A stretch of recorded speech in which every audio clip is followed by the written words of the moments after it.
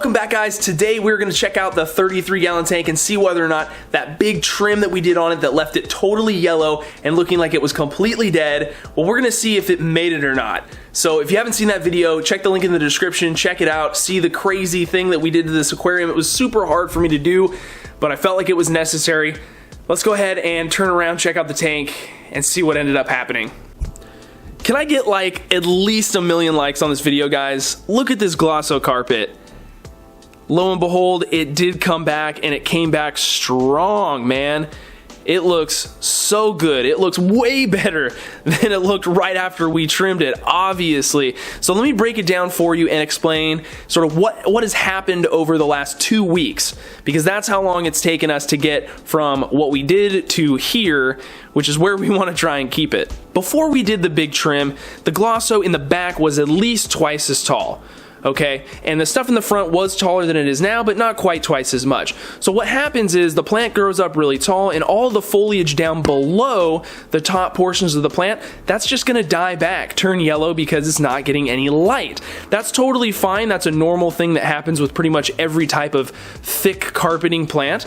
And so when we trimmed it, we needed to trim it first of all if we wanted to get this look of the tank back. We could have left it long and it probably would have looked okay, but we wanted to get it back to this short kind of feel, and so we had to trim it. So trimming it down exposed all the yellow foliage, all the dead stuff, but the stems that those alive portions of the plants that we could see were attached to, those stems were alive. So regardless of the foliage being completely dead, we still had a viable plant. The root system on this Glosso is crazy. It's all one gigantic thick mat, so having that really strong root system definitely helps, and all it was just being patient, and it actually didn't take that long, only a couple of weeks to get back to this point, right where I want it.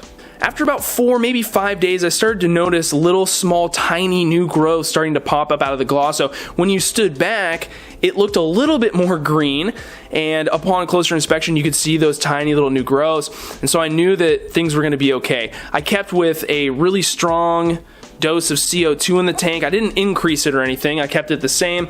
I went back and made sure that whenever I did a water change, which was only a few times, I would add in a hefty amount of my homemade all-in-one fertilizer. That definitely helped. Another important thing I did though was add a heater to the aquarium, and I did this for one main reason, and that was to increase the metabolism of this plant, because I wanted to get this carpet back as fast as possible. So if you guys know anything about metabolism, it can be heavily influenced by temperature. So the warmer it is, the faster a plant can grow. Typically, that's what we're gonna see. That was certainly the case here with the Glosso. So before the heater, this tank was at about 72 degrees, which is fine for everything in it.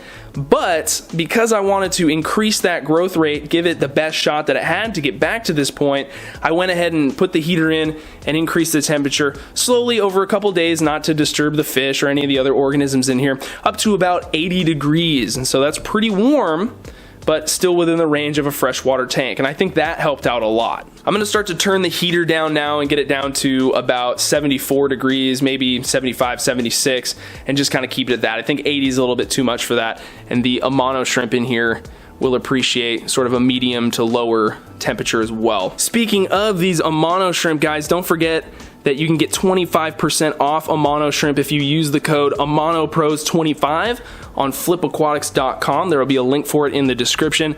Helps me out, and it surely does help Rob over at Flip Aquatics out. So consider it if you're in the market for some shrimp, because it's always a good thing to support the hobbyists that you enjoy watching. So yes, it is time for another trim in this tank. If we get down here level, we can see there's a couple areas where some of the Glosso grew faster than others. I just want to get in here and just do a better job of maintenance on the tank from now on. Keep things more compact and not let it get to that crazy tall state that it was before, because I really don't want to go through another 2-week period of having super yellow Glosso.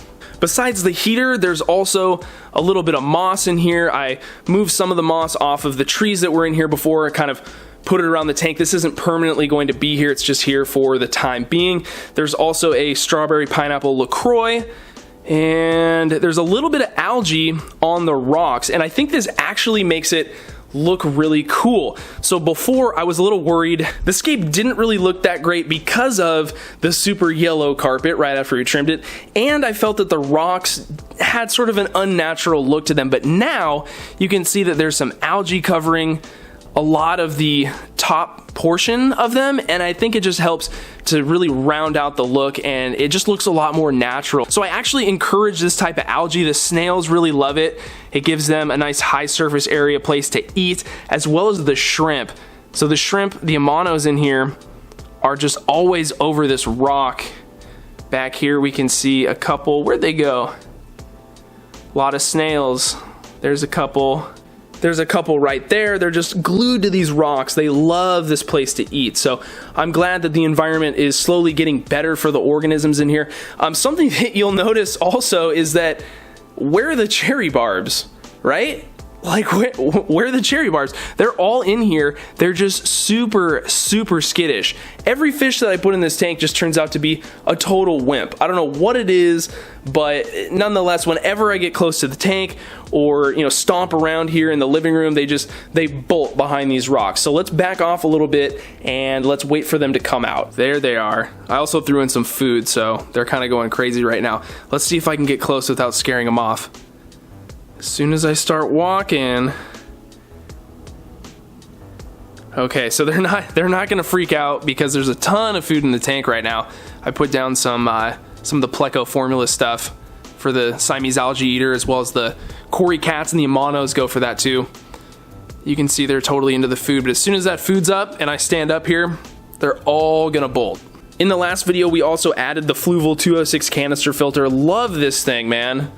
It's been doing a great job. It creates all the flow that I wanted in this tank, and I don't have to have the big, well, not the big, but the unsightly power head over here on the left side. Pair that with the AquaClear HOB that pushes some more water, and I think the tank overall gets a good movement of water throughout it. So that's been helping to just keep things fresh, move nutrients around, and help the Glosso carpet just really take advantage of everything that it needed to get back to this point. The background's also been removed. I think I'm gonna try and pull this thing out a little bit and do a frosted back on it. I think that would look pretty cool. So that's kind of one of the things that's on my to-do list. But yeah, everything is doing really well. I'm glad this tank is back to being one of my favorites. I'm super glad that the carpet was able to get back to where it needed to be. It's been really fun watching these amano shrimps over here, guys. I can tell that they really like having these high surface area lava rocks in here, and I don't mind looking at them. I think I want to try and bridge this area here with another rock. I don't really like how this looks. It's kind of off to me, so I got to go through my stash and try and find something that'll kind of bridge this and make this look like kind of one thing that's protruding out to the left. And then, of course, move the moss and stuff that I said wasn't going to be permanent in here. I think the tank is pretty much on autopilot.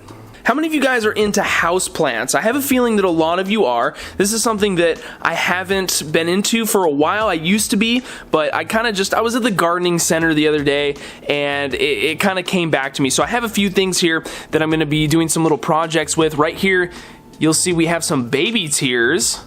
I wonder if you could actually take this out and put it in a tank and see what would happen. Has anybody done that? I don't know. It might be worth doing a little experiment on. It might also be a slightly different type. I don't know. I have no idea. You tell me. And then over here we have, I believe this is a type of ficus, because I just looked at the tag. Ginseng ficus? I don't know. I just thought it looked really cool. It's like a little mini tree, almost kind of like a bonsai. The root on it, or the you know, whatever, the stalk of the plant is really cool. The stem is really sweet. And then over here, this is an unnamed fern. I actually have no idea what this is. It doesn't even say on the tag. So if you know what this is, let me know. I just thought it was cool because it kind of looks like trident java fern almost, right? Like, it's pretty cool. So I'm gonna try and take the baby tears and put them in a pot with this thing, and then leave this one, you know, by itself, of course. But check this out. So this is a terracotta pot. And where's my spray paint?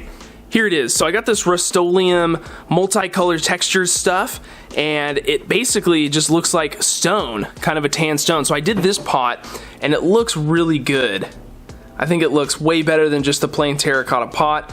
It's rough textured, and it really does look like it's now made of stone. So this stuff is actually going to be used on something else that I got that's going to be going outside. I'll share that with you guys soon. I'm really excited for it. It's going to be a lot of fun to work with that project this summer.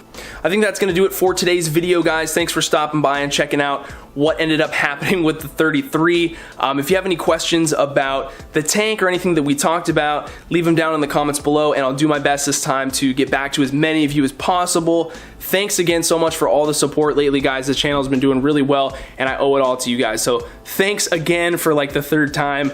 We'll see you next week.